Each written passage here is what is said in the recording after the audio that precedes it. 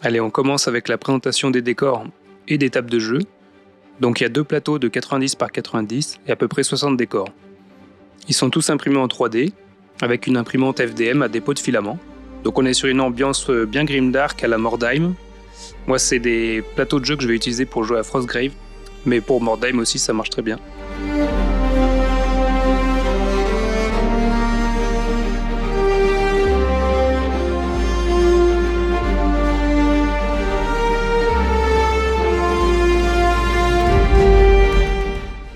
Alors en premier lieu, je vais sous-coucher les décors avec une sous-couche noire. Donc je fais tout à la chaîne, le but c'est d'être efficace et rapide. Ensuite, une fois que c'est fait, je vais passer à un premier passage à l'aérographe avec un gris clair. Là ce que vous voyez, c'est le deuxième passage avec un blanc. Donc j'utilise peinture Molotov que je dilue. Et ensuite, je vais faire mon éclaircissement des décors sur les parties qui reçoivent normalement le plus de lumière, donc toutes les parties qui sont sur les hauteurs.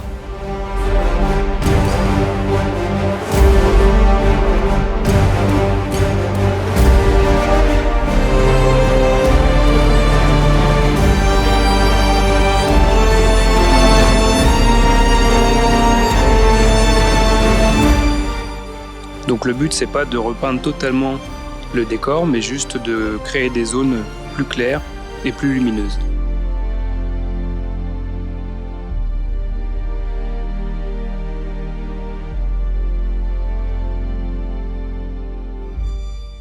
Après 3 heures de peinture, voilà le résultat. En plus du gris et du blanc de zénithal, j'ai amené des nuances avec des marrons, des verts foncés. À ce stade, c'est vraiment pour donner une ambiance globale. Et après, on va travailler avec les huiles et les encres pour améliorer un peu tout ça.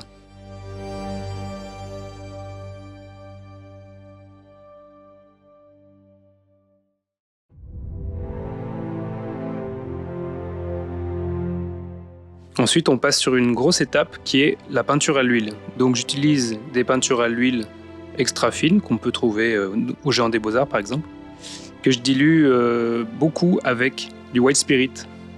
Donc toujours dans un souci d'efficacité, j'ai déjà préparé mes mélanges et j'en ai fait des bonnes quantités pour pouvoir tout faire d'un coup.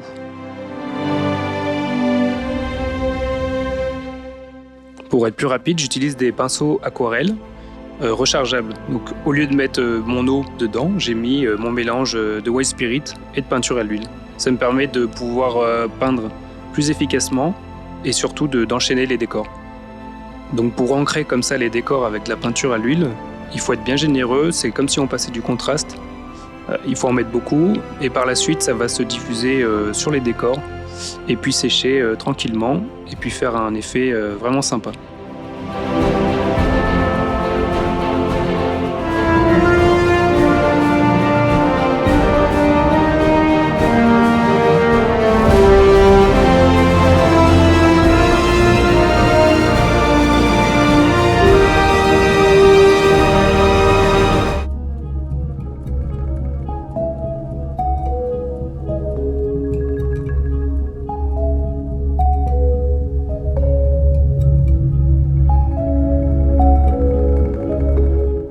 Passer à la peinture de la mousse et en mettre sur les décors, surtout sur les pierres, aussi sur le bois. En fait, ça va donner un effet vraiment ancien à toutes les ruines. Et on peut y aller franco parce qu'en fait, ça va vraiment se diffuser. Donc j'imagine où pourrait se poser de la mousse ou de la saleté sur une vieille bâtisse en ruine.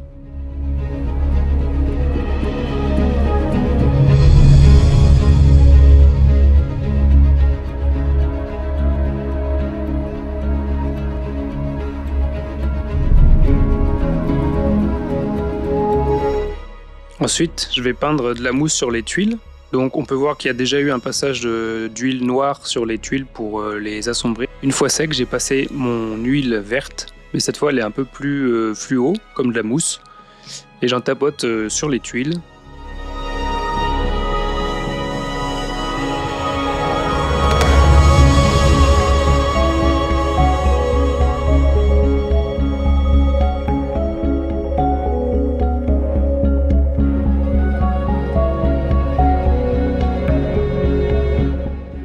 Une fois que tout le travail à l'huile est terminé et que l'huile est bien sèche, je vais passer à un brossage à sec en blanc, surtout sur les parties en pierre.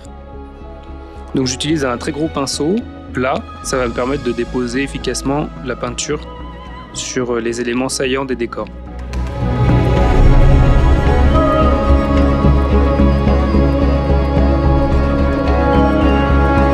Le plus gros est fait, maintenant je passe au détail.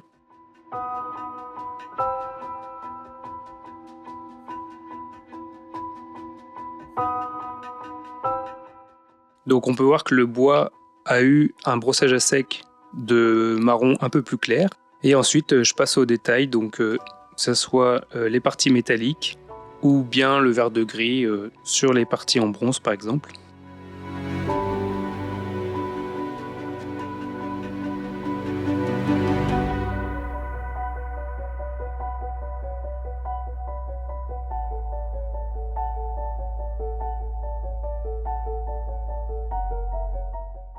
On continue les détails avec une peinture technique pour représenter des éclaboussures de sang. Donc j'utilise un gros pinceau et mon aérographe pour faire des éclaboussures sur tous les décors.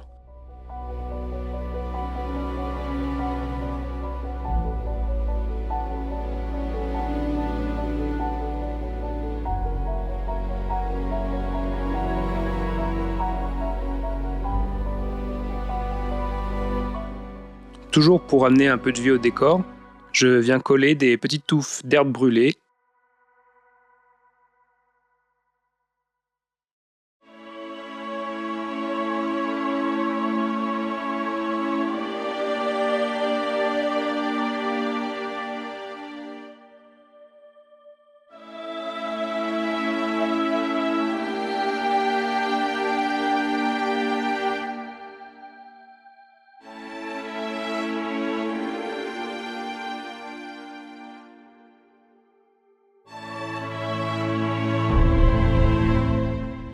Je rajoute de la mousse pour représenter le passage du temps et le fait que les ruines sont là depuis un petit moment. Donc c'est de la mousse que j'ai faite moi-même.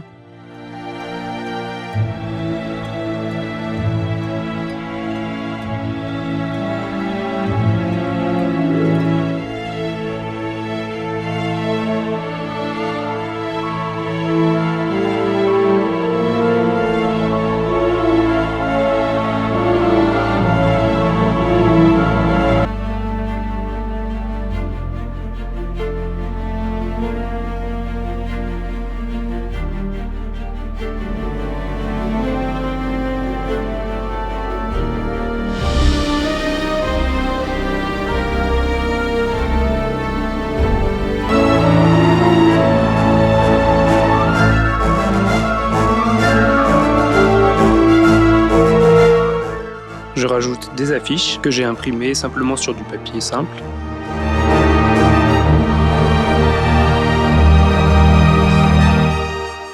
Je vais les tremper dans de la colle PVA mélangée à un peu d'eau pour que le papier devienne un peu plus simple à poser, plus malléable.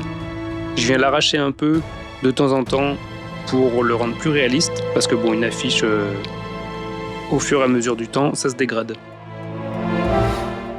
Et les décors, c'est terminé, je vous montrerai le résultat après. Maintenant, on va passer à la peinture des plateaux.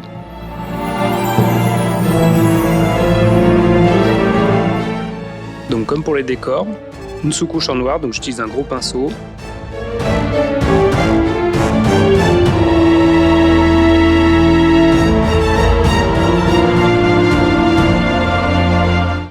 Une fois sec, je viens à l'aérographe pour définir les dalles et puis ajouter la texture à la table.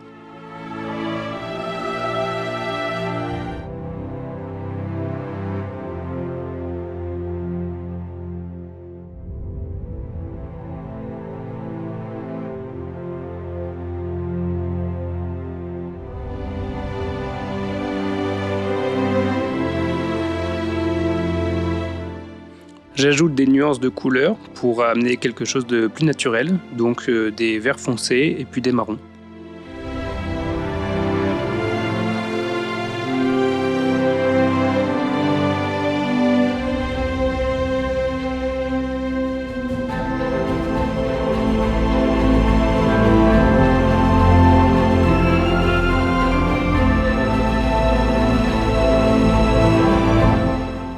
Ensuite, comme pour les décors, je vais travailler à l'huile.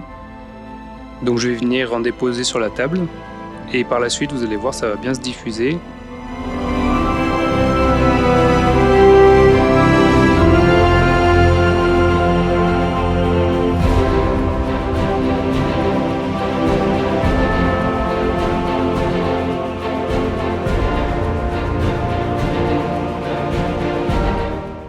Donc vous voyez la taille de mon pinceau, hein, j'utilise vraiment des énormes pinceaux, qui s'appellent des spalters. C'est vraiment pour travailler dans le gros et puis surtout qu'il n'y ait pas de traces de pinceau sur la table, parce que plus le pinceau va être gros, plus les zones de dépôt vont être larges.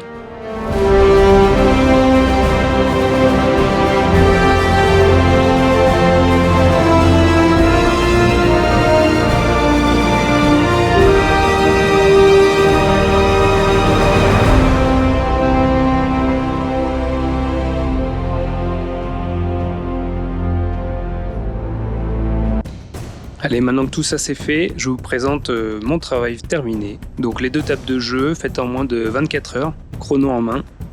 Donc avec toutes les techniques que je vous ai montrées avant, ça m'a permis de faire 2 tables de jeu, 60 décors en très peu de temps.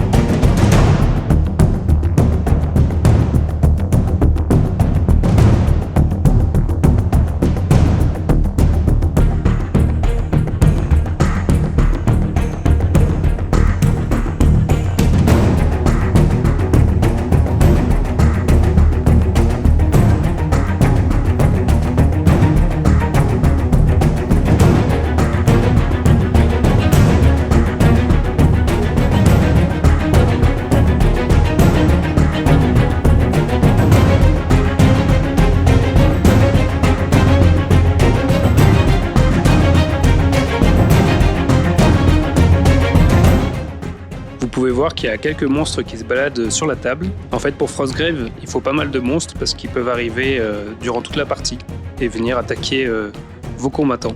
Donc comme pour cette vidéo avec les tables de jeu, j'ai fait une vidéo où je montre comment je peins 100 monstres en moins de 24 heures. Elle sera bientôt en ligne, il faut que je finisse de la monter, mais voilà, j'ai hâte de partager ça avec vous. Parce que